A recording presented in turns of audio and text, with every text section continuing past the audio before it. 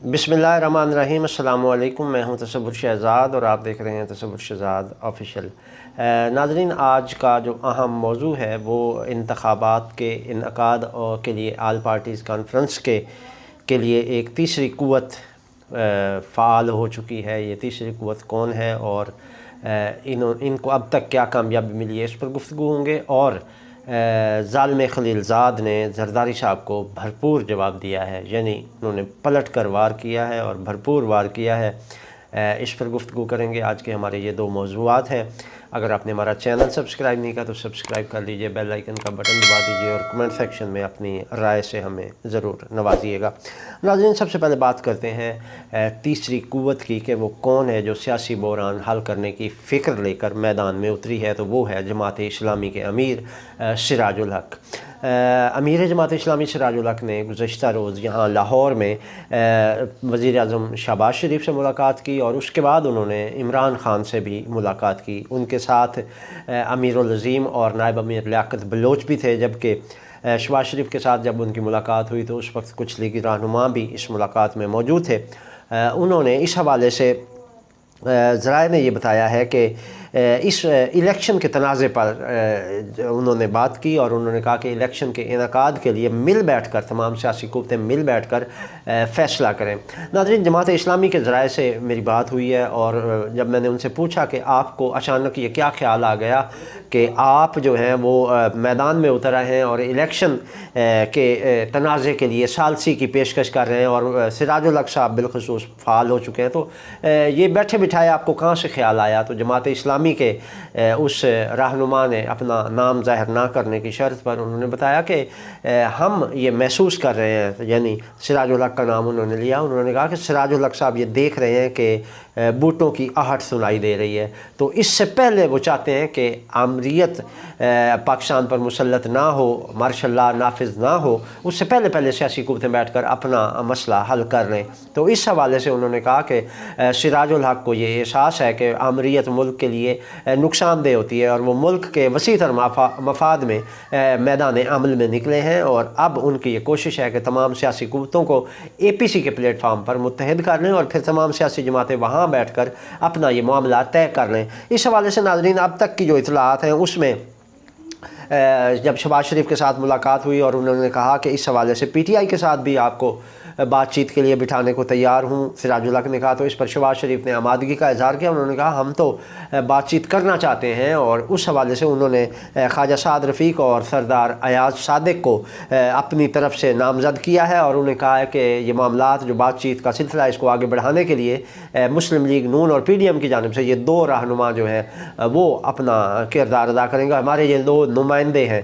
उधर पाकिस्तान तहरीक इंसाफ के चेयरमैन इमरान ख़ान से भी सिराजुल हक ने जाके मुलाकात की और इस मुलाकात में उन्होंने इमरान ख़ान को भी कहा कि वो मुज़ाकराती अमल में शरीक हूँ। तो इमरान ख़ान ने कहा कि वो ख़ुद इस मुज़ाकराती अमल में शरीक नहीं होंगे, बल्कि अगर उन्होंने ये देखा कि मामलात में PDM और हुकूमत जो है वो संजीदा है तो वो अपना नुमाइंदा भेज सकते हैं। और इसके लिए उन्होंने मियाँ महमूद और रशीद, असद उमर और एक रहनुमा और हैं उन पर मुश्तमिल ये कमेटी तश्कील दे दी है कि वो मुज़ाकराती कमेटी दे। PTI की जानिब से 3 रुकनी कमेटी तश्कील दी गई है और मुस्लिम लीग नून की जानिब से 2 रुकनी कमेटी तश्कील दी गई है और ये कमेटी के अरकान जो हैं वो मिल बैठेंगे और आपस में आल पार्टीज़ कॉन्फ्रेंस के हवाले से मुज़ाकरात होंगे और फिर अगर ये मुज़ाकरात कामयाब होते हैं तो ये आल पार्टीज़ कॉन्फ्रेंस मुनक़िद की जाएगी। फिर उसमें इलेक्शन के इनकाद के हवाले से मुतफ़िक़ा तौर पर लाहे अमल तैयार किया जाएगा और फिर उसके बाद ऐलान होगा जो तमाम सियासी क़ुव्वतों का मुश्तरका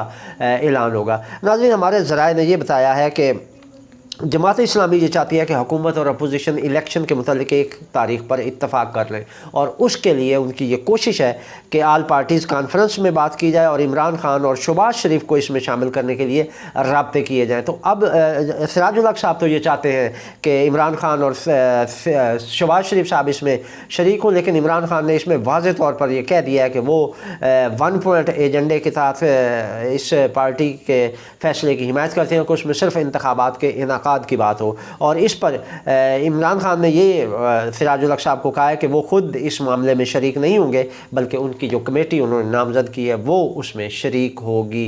नाज़रीन, ज़राए ये कह रहे हैं कि सऊदी अरब की जानिब से भी कुछ हिदायत मिली हैं इन्हें और इनको ये कहा गया है कि आप अपना सियासी बहरान हल करें। इस हवाले से मैंने अपने गुज़श्ता व्लॉग में भी कहा था कि चीन ने सऊदी अरब को ये कहा है कि पाकिस्तान के सियासी बहरान के हल में सऊदी अरब अपना किरदार अदा करे और पाकिस्तान को इस बहरान से निकाल कर मशरक़ वस्ता में होने वाली तब्दीली के जो समरात हैं उनसे इस्तेफ़ादा करने के लिए आमादा करे। इस हवाले से चीन के दिल में और सऊदी अरब के दिल में पाकिस्तान का दर्द है, लेकिन अफसोस हमारे हुक्मरानों के दिल में अपने मुल्क और कौम का कोई दर्द नहीं है। 10 रुपये लीटर आज पेट्रोल की कीमत में इजाफा कर दिया गया है।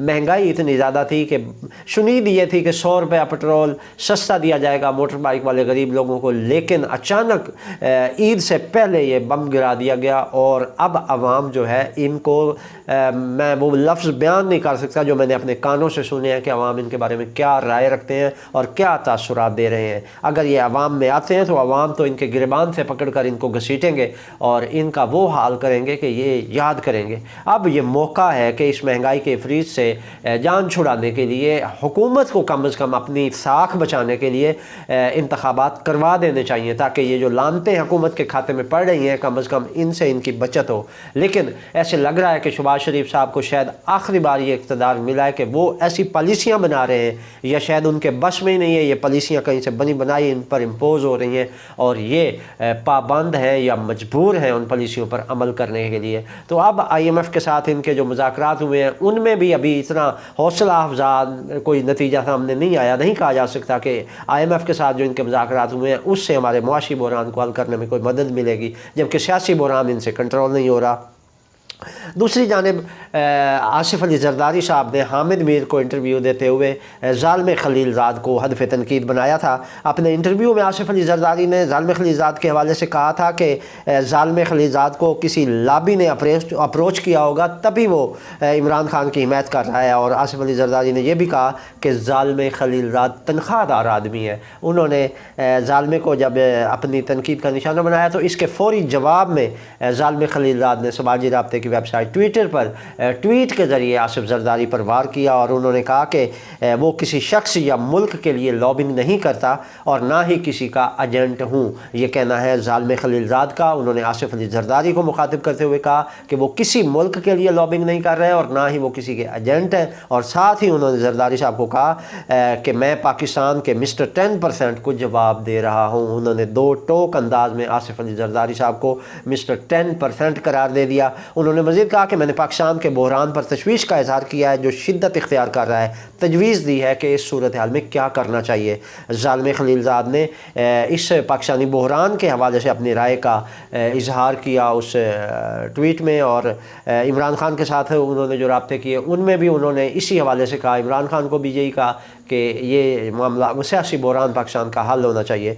ज़ालिम खलीलज़ाद का मज़ीद कहना था कि आम लोग बैरून मुल्क पोश घरों के मालिक नहीं कि वो जहाँ भाग जाएंगे। यानी मुल्क में अगर बदअमनी होती है, मुल्क अगर डिफ़ॉल्ट कर जाता है, मुल्क में अगर तबाही व बर्बादी का सिलसिला शुरू हो जाता है तो ये हुक्मरान तो अपने बड़े बड़े महल्लात जो इन्होंने बैरून मुल्क बनाए हुए हैं ये वहाँ जाके पनाह ले लेंगे, लेकिन गरीब आवाम का क्या होगा, वो कहाँ जाएंगे।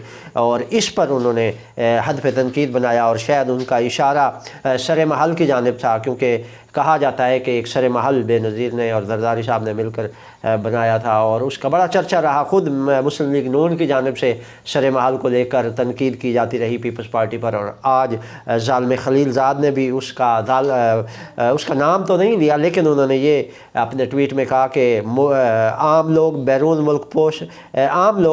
मुल्क पोश घरों के मालिक नहीं जहाँ वो भाग कर जा सकेंगे। तो ये ज़ालिम खलीलज़ाद ने अपने ट्वीट में आसिफ अली जरदारी को कड़ी तनकीद का निशाना बनाया है और इन्हें बाकायदा मिस्टर 10% कहा है। तो इससे आप अंदाज़ा लगा लें कि कोई भी अगर इमरान खान के हक़ में बैरूनी आवाज़ उठती है तो PDM की हुकूमत या उसमें शामिल पार्टीज़ उसको हदफ़ तनकीद बनाना शुरू कर देते हैं और उसको ये समझना शुरू कर देते हैं कि शायद ये इमरान खान के हामी हैं और वहाँ लॉबिंग हुई है। और ये कुछ गैर जानबदार लोग भी होते हैं। अब अमेरिका में भी ज़रूरी नहीं कि हर अमरीकी जो है वो मियाँ शहबाज शरीफ का सरपरस्त हो, कुछ बाशऊर और बाज़मीर लोग भी होते हैं जो गैर जानबदाराना राय देते हैं और उनका किसी भी पार्टी के साथ वाबस्तगी नहीं होती, बल्कि वो अवामी झुकाव और अवामी राय को देख रहे होते हैं और उसके मुताबिक अपने फ़ैसले करते हैं।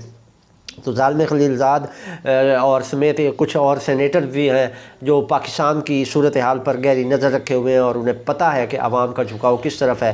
یہ ایک حقیقت ہے کہ اب ان کا ظالم خلیلزاد سمیت جو چند سینیٹر ہیں ان کا اپنی حکومت کے ساتھ ہم آہنگی نہیں ہے خیالات کی، ان کے نظریات اور ہیں، حکومت کے اور ہیں۔ جو بائیڈن حکومت نے ہی تو عمران خان کا تختہ الٹ کر انہیں اقتدار سے باہر نکالا تھا، اور آج بھی وہ عمران خان سے رضامند نہیں ہے، خوش نہیں ہے اور نہیں چاہتے کہ عمران خان دوبارہ اقتدار میں آئیں۔ یہ امریکی حکومت کا موقف ہے اور امریکی حکومت نہیں چاہتی کہ عمران خان دوبارہ اقتدار میں آئیں، لیکن کچھ ایسے باشعور لوگ بھی امریکہ میں موجود ہیں جو عمران خان کی حمایت کر رہے ہیں اور وہ سمجھتے ہیں کہ پاکستان کے بحرانوں کا حل عمران خان کے پاس ہے۔